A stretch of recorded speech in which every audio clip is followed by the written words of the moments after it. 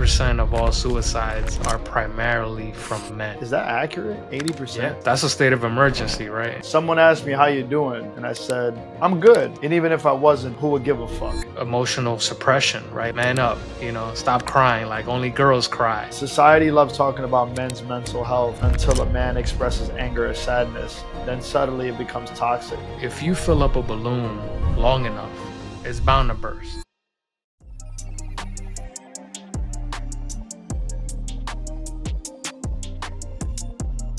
Rich, has there ever been a time in your life where you were going through a lot and the narrative that you kept telling yourself slowly manifested itself? And yeah, you obviously broke out of it. You're at where you're at now. But is there a time in your life where you could remember where that narrative was crippling you from taking the next step in your life? Yeah, for sure. I remember being 17, 18, living at home with my parents, drinking alcohol, smoking cigarettes, right? Like not going to college, just working full time, just trying to figure out and navigate life. And I remember just thinking to myself like, oh, well, I guess this is how life is, right? Like I'm stuck in this bullshit apartment, still living at home with my mom, not going to college. I'm drinking and smoking cigarettes, drinking alcohol, and slowly starting to feel that these like substances started to have control over me. Bro, I was on a like had I continued that pattern, I was on a pattern of self-destruction. I wasn't concerned with amending any negative thoughts that I had or thinking about how to improve or thinking about any vulnerabilities or thinking about my circumstance. Like at that very moment, I thought like, this is who I am and this is how my life is supposed to be. And it took a lot of mental gymnastics for me to be like, wait a minute, I'm pretty sure I'm smart enough to get into a college or a university, and then taking those steps and those strides to get there. Then I thought, I don't really like alcohol. Like, why do I drink alcohol? Wow. I'm actually suppressing how I feel because I'm upset about where I'm at in life. So when I feel that buzz, that little bit of tipsiness or a little bit of drunk, just makes me forget about where I currently am in life. And once I figured out, well, I'm on the path to changing that. I don't need the substance to numb me anymore. And I started to put down the beer and the alcohol, and then on with the cigarettes and so on and so forth. So yeah, bro, I've been there, and you know my personal story. We've been friends since we were like 15, 16. I've done a complete 180 with my life. Everything from substance abuse to going bankrupt, like just blowing all my money. Not the tippy top, but certainly still climbing that Mount Everest of success. Well, I do want to stay right there because this is merging with an old topic that we discussed on the show, which is the feeling of feeling stuck. It's a lot easier after the fact to look back and go, yeah, that was a crazy time in my life. But there's nothing like what probably someone that's listening to our podcast is going through right now, right? They're probably in it. They're in hell right now. Yeah, listen, I think this is a topic that there is unfortunately no solution for. I feel like every man is just going to have to continuously navigate these difficult thoughts, right? These hard patterns of behavior. If you think about like emotional suppression, right? When I think about that term, I feel like something overflowing, right? If you fill up a balloon long enough, it's bound to burst, right? Yep. If you pour in water in a cup and you just keep pouring that water, eventually it's going to overflow. And that's what we're talking about when it comes to emotional suppression. It's just like, bro, you have feelings of anxiety, depression, anger, trauma, and you just bottle that in. You bottle that in. You don't talk to anybody. You don't go work out. You don't go for a walk. You don't meditate. Eventually, that cup of or balloon of emotion is going to pop. And unfortunately, I think that's what happens when you get to that level of trauma. You end up becoming the New York City shooter, right? I'm not saying that's the case for everybody, but I'm saying that you're right. One thing that came up in one of like the deep dive of research we both did, which I thought speaks to what you're saying right now, is the line is, society loves talking about men's mental health until a man expresses anger or sadness. Then suddenly it becomes toxic. And it's exactly what you're saying. It's not a tasteful example, but it's a truthful example.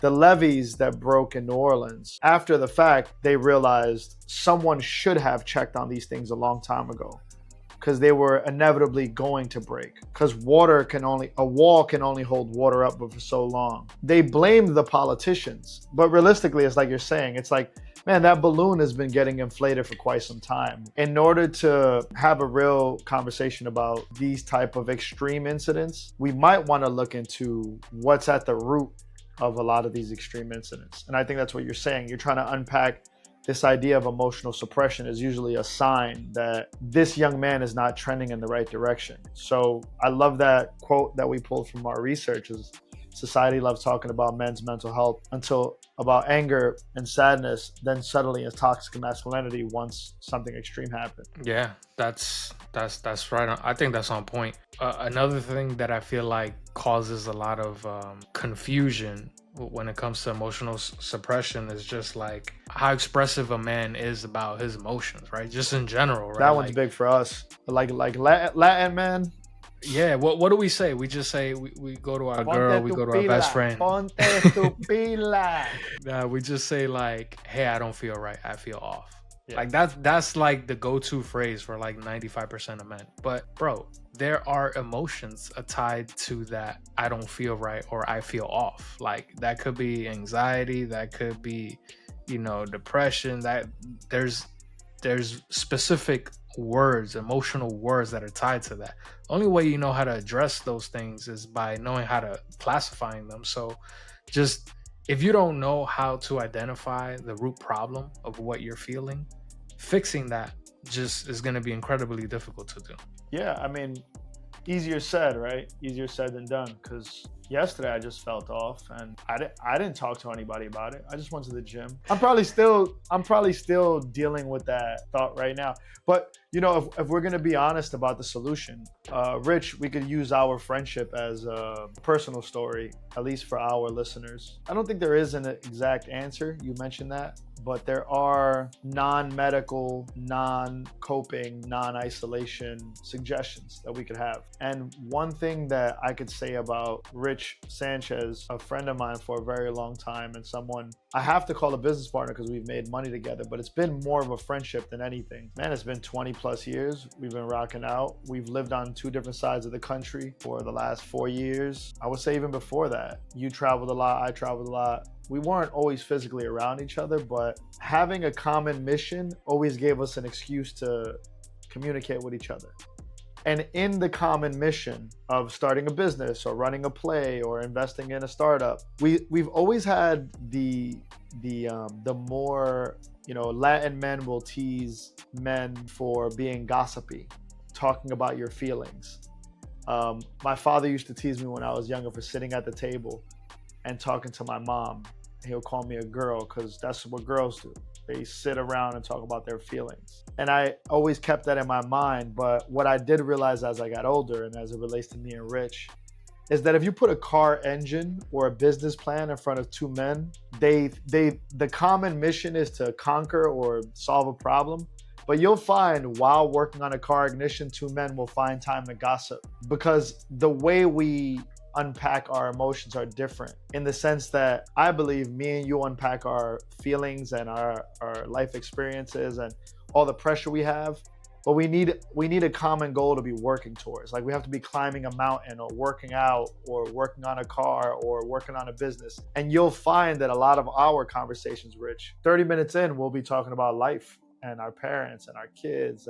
And that's us getting it off, but masking it around a common goal that's masculine. Does that make sense? Yeah, absolutely. It wouldn't be appropriate for two guys to be like, hey, Rich, I got a lot of shit going on in my life. I'm going to go to Starbucks. Meet me there. I got to tell you the latest. It's just the foundation of that conversation sounds insane. But if I said, yo, I found this really good MMA class that teaches Taekwondo and it's like more cardio than anything. Let's go there and then we'll get lunch after. But we'll still gossip and we'll still share all these like pressures of life. But there's there's something about having a masculine common goal or conquering something while you unpack seems a bit more fitting. And I know it's been very helpful to our relationship because when me and you spoke about building this platform, you had told me, bro, I'm gonna be honest with you.